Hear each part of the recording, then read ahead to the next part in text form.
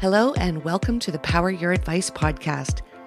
The Power Your Advice podcast is designed to bring financial advisors new ideas, why those ideas should be considered, and how to implement them into your business. This podcast is brought to you by Advisorpedia, the best place for advisors to grow their minds and businesses. And now, please join your host, Doug Heikkinen. Hello and welcome to the podcast. It's not often you see something in the marketplace to amplify an advisor's profile that's truly unique, but that's what our next guest has done. Drew Force has been in brand development and strategy for many, many years.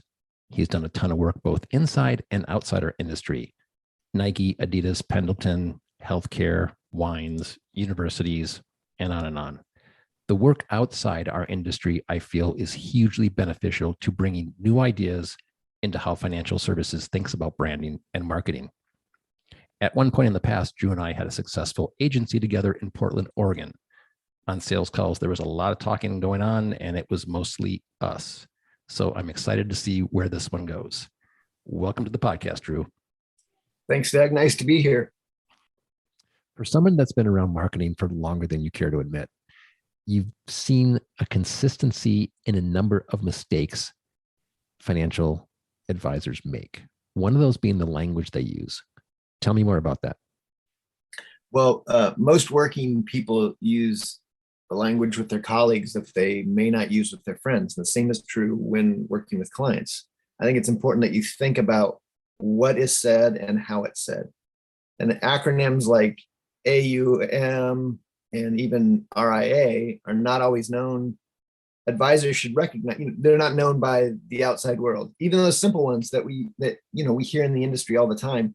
But advisors should recognize when and when not to use acronyms in specific industry-specific language and industry-specific terminology language. Yeah, many people are afraid of advisors. So if they use language that is more simple, it's inviting. Common. I mean, you don't have to talk real simple. But yeah, just use common language, just like we're talking right now. Yeah. Do you feel advisors or brands do a good job of understanding who their ideal client is? I think many say they do, but they don't realize they have a tribe and how to find their tribe. Yeah, some do. I think probably brands, in general, brands more than advisors. If you tend to identify an ideal client by talking about investable assets or how you're going to benefit from them, you may be missing the point. I think understanding, but at the same time, understanding who your tribe is doesn't need to be a difficult exercise. I mean, if you just thought about what clients bring you the most joy, however you define that, I mean, it's an individual thing. Whatever clients bring you the most joy, I think if you thought about why they bring you, why you enjoy conversations with them, you're starting down a good path. Let's talk about design.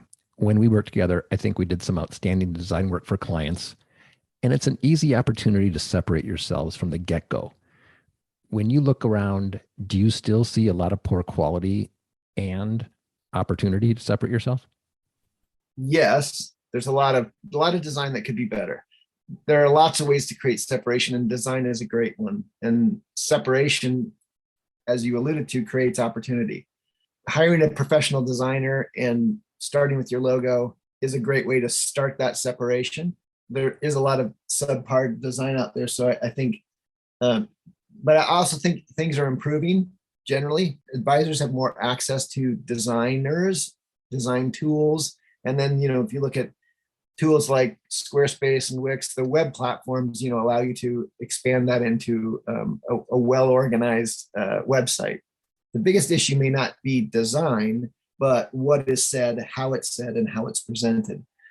If you think about the way you communicate with the outside world, you should think about what the ideal client might care about, and how they want to receive the message and the timing of that delivery. So all those things are associated with creating separation. It's important for advisors and brands to find their purpose, and you talk about that a lot. So zero in for me on what do you mean by that and why it's important? Yeah, a purpose for an organization is their center point. I mean, it becomes the foundation of the organization, and it provides two primary things. One, it provides a focus for all the effort that the organization does, daily, meeting goals, planning goals, all that. It also acts as, number two, it also acts as a filter for endeavors a company might engage in. And so I think, having focus and then this filter is a really important thing. And that is another way to create separation. Advisors are always looking for differentiation. What makes me unique? Many say there's little differentiation amongst them. I disagree and always say advisors are like snowflakes. They're all different. They have different goals. They have different specialties, skill sets. Your view is that they should get personal. Tell me more about that. You're right. Everyone is different. But when it comes to work part of their lives, they tend to fit into a mold, like a pre-prescribed mold. And then they sound the same. And so to create differentiation, you don't have to reinvent the wheel, but I think you need to shift your thinking. And I think getting personal opens the door to the best lasting relationships. Change your tone, change your approach, just shift things a little bit. And I think you can start to make real connections with people.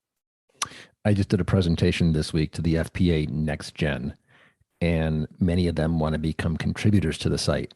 And I gave them a green light to create content in any way they wanted to reach this next gen. And next gen means a lot of different things. It means younger people, it means different people and whatnot.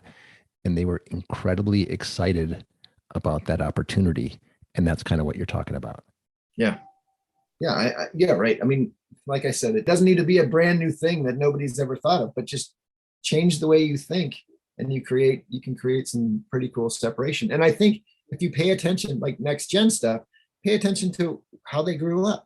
What do they use, and what do relationships mean to them? It's different. It is. And to take this further, a prospect's really not hiring a firm. They're hiring a person, which is your bullseye. And that's such a different way to think about it. I think that, again, that's a great way to see it. And that's the shift that I'm talking about. If you think about presenting yourself as, you're an advisor, not an advisory firm, you're an advisor. And that's the way the outside world will see you. So why not? I think, what if you just presented yourself and not a firm? That's different. That could be a cool, powerful way to connect to the right people. You discovered something over this journey, a unique way to show this to someone interested in an advisor, and you call it a short film bio. Where did you get the idea? What is it, and how do you execute it?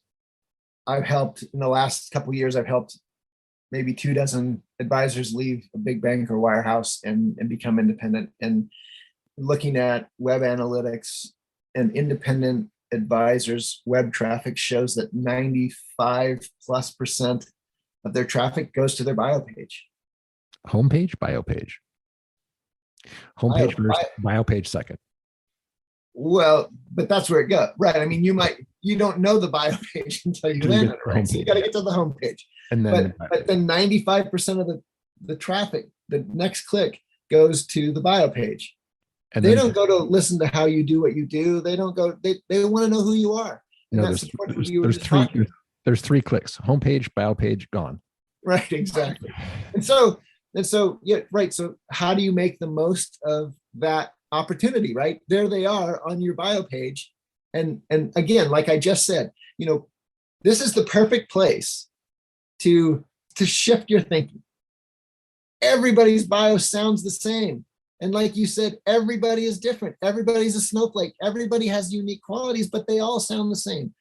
They say where I worked before. They say how many pets they have at home. And, they like, it's just their license. They talk about their licenses. Of course, these are things. And I'm not saying you totally replace a written bio, but what I'm saying is this short film bio gets someone down a path much quicker, converting them from a prospect to a client. And the process is we've got to really dialed in. I mean, we have a recipe for these things, and they're fantastic. We spend 2 to 4 hours with each person that we're doing a short film bio for. We just hang out. We just get to know them. We might have lunch, go have a beer, talk. We might go hit golf balls. We might, whatever. It's getting to know them, what makes them tick, what they care about, and from that stuff out comes values and personality and all these wonderful things. And we find a thread. There's a storyline that comes out of that time we spend together. And then the next day we have a small crew. We come in and we shoot for an entire day. In the middle part of the day, when the sun's at the highest and it's not, perfect lighting for shooting stuff outside, we're doing an interview. We're recording it from a couple of different angles. And then coming, after we're done, the interview becomes the voiceover. There are a lot of parts about this that are really cool, but leading someone through an interview that then you can go back through and pull out their story from in their words. And we don't, we keep their language, we use all their language. It makes it so much more, it's genuine. It's just real. There's stuttering like I'm doing right now. There's just stuttering as you go through, and this is the way people talk. And we don't take all that stuff out. We leave some of it in there so that it feels like you're listening to someone talk about life. And they're so powerful, and they work. And they are working. Tell me about Palo Alto Wealth. They eliminated the second click and put these things on their homepage. So what's been the response and what's been the ROI? Yeah, totally brilliant. They've added 100 million. They added 100 million under management in about 10 months after adding these to their site. And like you said, they put them front and center. And they actually use that language where you're not hiring a firm, you're hiring a person. And here, right, and directly below that, you get to meet the two guys who are the principals. And it's just brilliant. I mean, they just pay attention to that, and they're leveraging that. They know that their goal for someone going to their website is to have a conversation with that person. And the really cool thing, I got an email from one of the principals a couple months ago saying that during the pandemic, when nobody was meeting with anybody, they grew like crazy. And they grew like crazy because their new clients would come to their website and immediately get to know them, meet them through these short phone bios, and then sign up because they connected. I mean, that's what happened. And they said, he told me that. So that's a really cool thing. And one other quick anecdote, or I guess ROI, if you want to use jargon. We're not supposed to use jargon, but everybody knows what ROI is. Yeah, well, okay. Yeah. Another group that was early on in doing these, also in the Bay Area, in East Bay, Wallace Advisory Group, they added a $30 million family. And that family, in the first 3 meetings with them, they said, we each time they talked about these videos, these video bios that the father and son team had on their site. And they said, we wouldn't be here without them. They just let us into you guys. And that's it. It's really, really cool to see that. I guess my hunch I've been doing this for 30 years. It's more than a hunch, that connecting on a deeper level matters to ideal clients. And it does. I usually say this to the end, but where can people see these things? forcebranddesign.com. And there's a link in the top navigation for short film bios. Yeah, there's about 10 to 12 of them on there, isn't there? Yeah. Maybe a dozen. I don't know. 10. Yeah, at least 10. Yeah. Most of them are financial services related. Right. And you have to see them. They're that fantastic. I agree. Lastly, your biggest theme for marketing, and it's something that you do in these bios, is tell the truth. In financial services, we always tell the truth, but what do you mean by that in marketing? Well, yeah, I mean, the fiduciary is the term, right? That you have to act in the client's best interest all the time, which is another one. Anyway, that's another one of words that's becoming more well known. But yes. But when you know who you want to add as clients, you should tell them your story. And that's the cool thing, like you just said, the short film bios, they tell the outside world your truth. And actually, when I'm talking to someone about them, I'm worried about coming up with the right things to say. And I said, you don't need to worry about that, because we're going to have a conversation, and the truth is going to be communicated on the output on the other end. And so, like you said, clients are hiring people, not a firm. So focus your marketing efforts in impactful ways. I believe this is a profession where clients and advisors should be friends.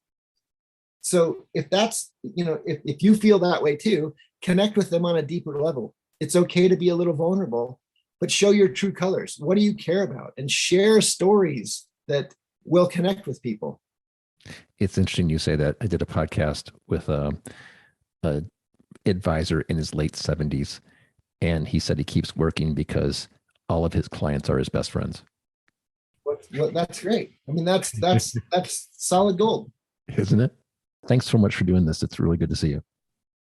Thanks for having me. Please follow us for all the latest updates on Twitter, LinkedIn, and Facebook, all at Advisorpedia.